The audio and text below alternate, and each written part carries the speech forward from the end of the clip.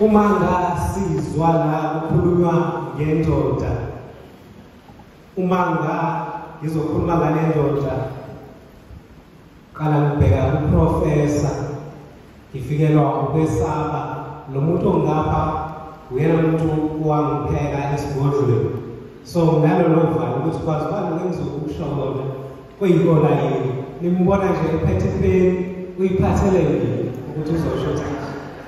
ubabuzane kumele asekusha sibona okasesigodlweni sethu njengamalolo. Kodwa ngithe manga ngezwa le passage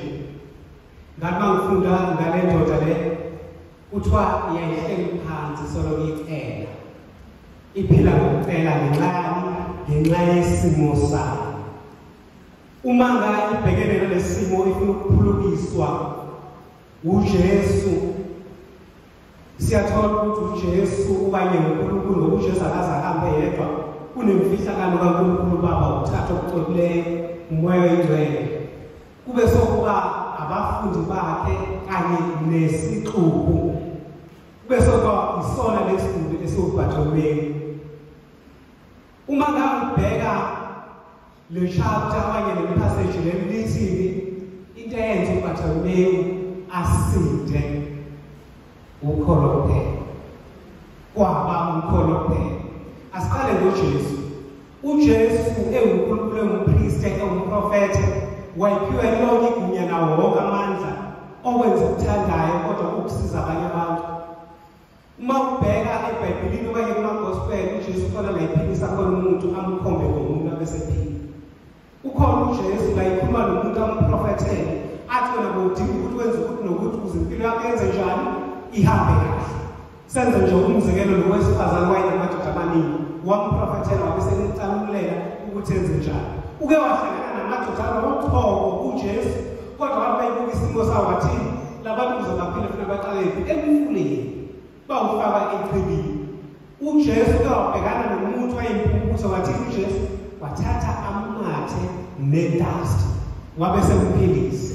uJesu enza ukusho ukuphilise ngendlela ezahlukahlukene, kodwa umanqoba akuyona athi okanye amandla asikaJesu enza ukuthi umuntu aphile. Egcineni uyafuna yini ukhona? Uyafuna yini? Phakathi kwethu asoze sabalekela iqiniso. Kukhona sebeyile kumasonto wamaMuslim, kukhona sebeyile kwathiwa kuqhamukunyazi baya kwaShem, khona sebeyile esontweni elithile kwathiwa kukamapostoli kuyathandazelwa, bazihamba zonke iy'ndawo kodwa bakaphili. Ngoba uJesu uthi akulona amandla ami ngiwabekanga phezu konyazi, amandla ami ngiwabekanga phezu kompristi, kodwa into engiyifunayo ngifuna ini? Ukhona. Mhlawumbe ngiyibeke ngenye indlela lento. Inhloso kaJesu yokuthi eze la emhlabeni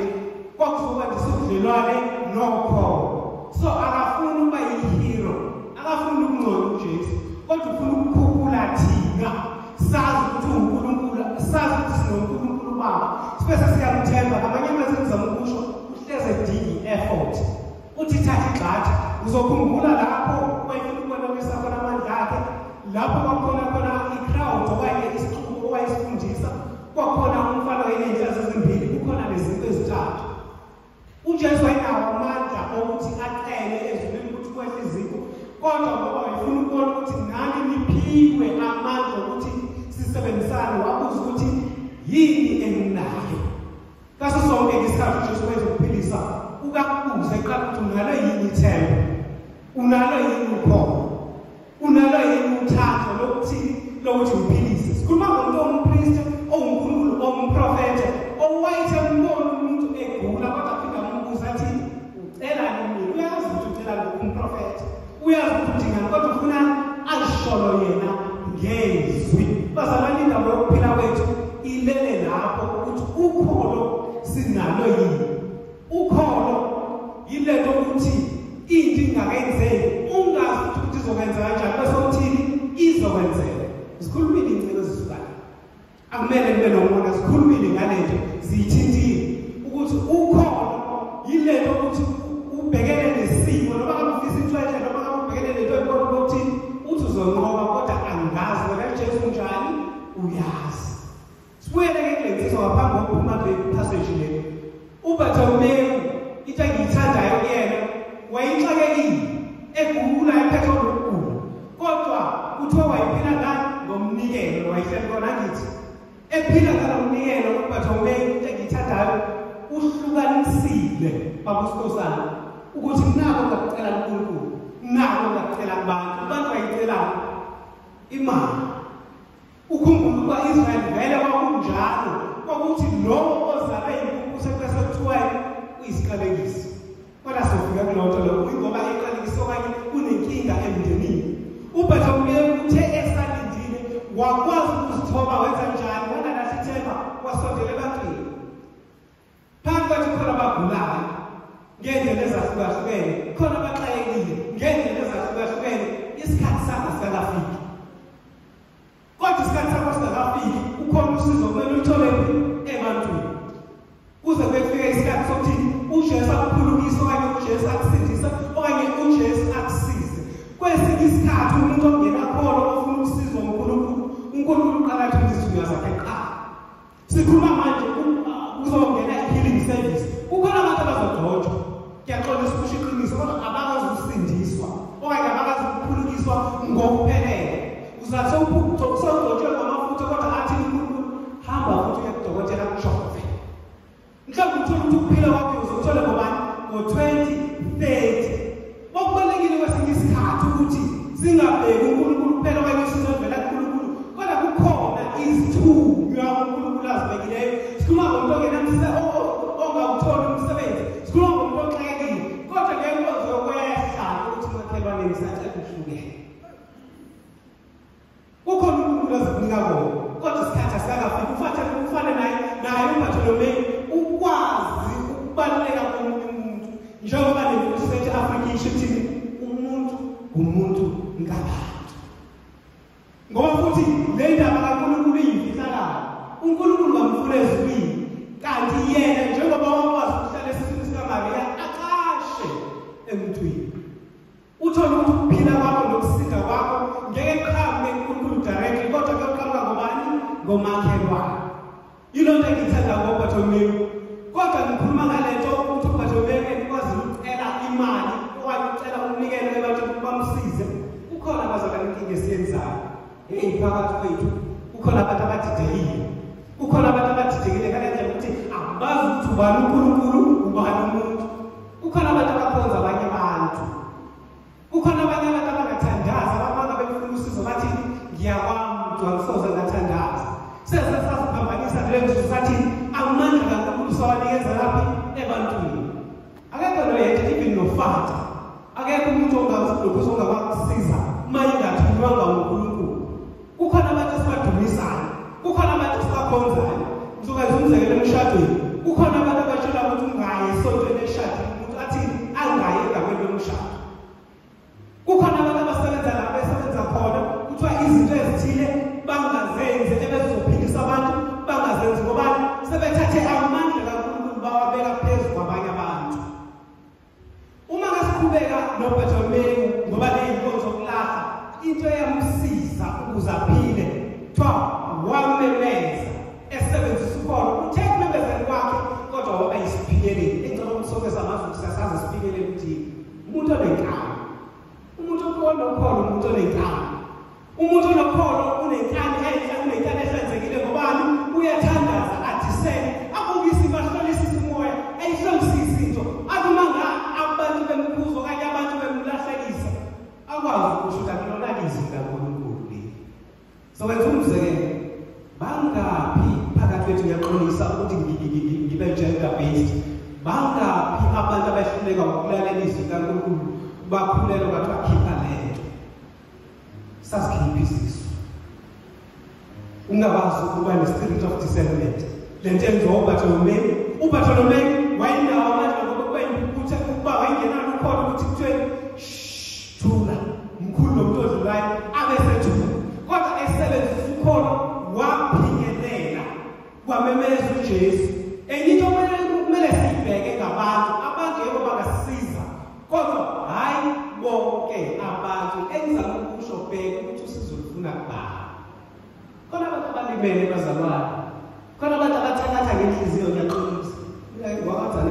nje khona abantu abathakatha ngeenhliziyo athi umuntu ngangifuna ukuba into ethile ngangifuna ukwenza into ethile eminyakeni ethile yangenzeki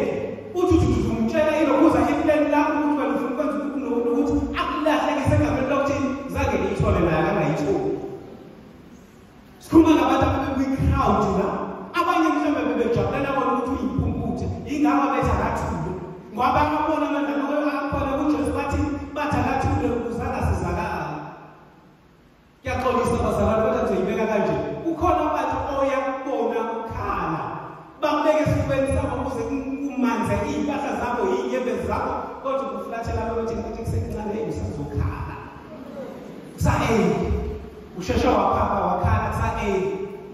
othi uphuma emnyango babebeshaya amafoni bejabulelani ukuthi uyakhala bheka ukuthi lokhu ulalela abantu okanye usizo ulufuna bani kodwa futhi kulabantu kukhona babenentanto enhle kodwa bemkhuzu bathomeni ababenentanto enhle bethi wena uyisiqalekiso waza njengeke usizakale susho uJesu ngenxa yolwazi oluncane kukhona abanye bathi siyakubona beney'nhliziyo ezinhle kodwa ngoba abanalo ulwazi bagcine sebenjani sebesilahlekisa enza ukusho ukuthi uma ngabe ufuna usizo hayi uNkulunkulu komunye umuntu aluguqu uthandaze uthi ngibonisise Nkosi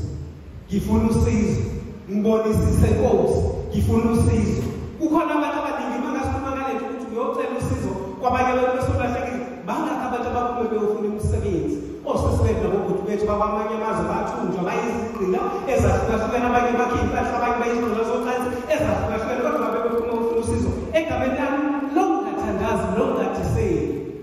ikhona le nto kuthiwa ama-instinct bazalwane igazi ngeke yabona lento kuthiwa igazi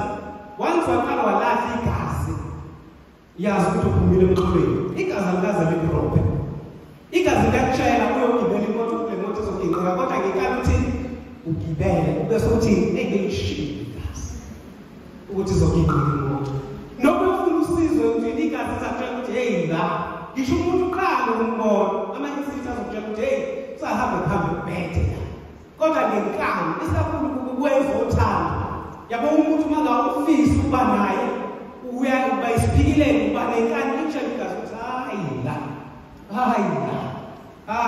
akho nto zokwenzeka kodwa ube isiphikileni after 3 years after 6 months uthini kodwa bona ngangizwile ukuthi akuzuhamba kahle uma ngasikhuluma ngesitolo esikaBartholomew owasifuma walahla ingubo yakhe ukuze asizakale nathi bazalwane kwesinye isikhathi asisizakale ngoba khona izinto esingakazilahla kukhona umuntu owabulawela abazali bakhe nalomuntu owabulala abazali bakhe usashona kodwa usambambele iqhwa uNkulunkulu uyafuna ukubusisa kodwa soze akwazi ukubusisa usanjani usanenhliziyo enkulu usanenhliziyo ebophile uma ngabe usanenhliziyo ebophile usathi yebo uNkulunkulu ngicela 1 no 2 no 3 kodwa ubani ngisezamthola wena uzivalela isibusiso sakho uma usathi uNkulunkulu ngilimele ekhona abantu abalimele ngendlela ezahlukahlukene kwesinye isikhathi masikhuluma ngokulahla ingubo uzisondele kuJesu ukwazi ukusizakala ikhona inkinga ngokungalahli ingubo kubabelele ey'ntweni ezindala ngoba le nto igcina sawubani soNkulunkulu khona abantu abangakwazi ukuthandaza ngenxa yokuthi balimala ey'mpilweni zabo uma ngabe uthi mhlawumbe kukhona ukulimaza ugcine lokuza sowufokhasa leyo nto yini eyenzakalayo loyo uqobo inzondo iphendi uNkulunkulu i-definition yoNkulunkulu ilula kwaye ukuthi uNkulunkulu bani uNkulunkulu uthini thanda uNkulunkulu wakho iBhayibheli lithi thanda uNkulunkulu wakho ngani ngengqondo yakho yonke ngenhliziyo yakho yonke nangomphefumulo wakho wonke uma ngabe wena mawulala ucabanga ngesitha nokuvuka ucabanga ngesitha sona sesiwubani sesiwuNkulunkulu yizo zonke lento sikhuluma ngazo ukuthi bokumele uzilahle bokumele uqaqe inhliziyo bokumele uzisetshiswe uNkulunkulu uqala wenze njani uzihlambulule ufana noBartholomew ekhona izinto ozilahlayo abanye bafuna kudala abazithola izibusiso kodwa abangani bayashaya futhi abangani athi uNkulunkulu ufuna ukubusisa kodwa abangani abakusala undile bakwenza ukuthi uleke